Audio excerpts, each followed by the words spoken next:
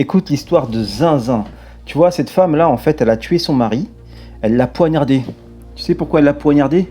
Parce qu'elle pensait que son mari la trompait. Elle a trouvé des photos de son mari avec une femme couchée dans leur lit. Et donc, du coup, elle a pété un câble, elle a pris le couteau, elle l'a poignardé, tu vois.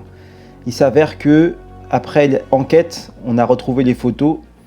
Sur la photo, en fait, c'était elle. C'était elle quand elle était plus jeune, elle était maquillée. Ça veut dire qu'elle ne s'est pas reconnue. Elle ne s'est pas reconnue sur les photos, elle pensait que son mari la trompait, et donc elle l'a buté. Et c'est pas une dinguerie ça? Entre nous, c'est pas une dinguerie? Ça veut dire que la meuf, elle est tellement partie en cacahuète, elle a tellement pas confiance en elle, elle s'aime tellement pas, que directement elle a pensé que c'était un adultère. Elle s'est même pas rendue compte que c'était elle-même sur les photos.